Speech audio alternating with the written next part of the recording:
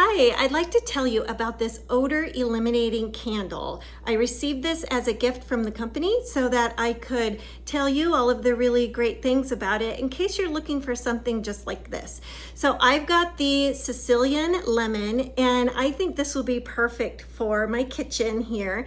It does come in other scents though, if you prefer something else, because you might want to use it in a bedroom or a bathroom or any other area where you are trying to eliminate odors. So I want to show you the inside of this. It smells so good. So it is a soy candle, and then the wick is cotton and it does not have lead in it. So what that means is a couple of different things about that combination means that when you burn it, it's not supposed to have that smoke that will leave a residue on your ceiling or your walls. So that's really important to me.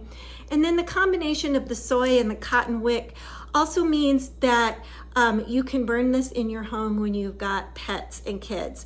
So that is really nice as well. So love the smell, love that it's soy, love that it's odor eliminating. So really cool features about this candle, and it smells so good. I'm excited to keep burning it.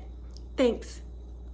If you like this video, please hit the like button. And if you'd like to see more product reviews of cool products like this, please click subscribe. Thanks.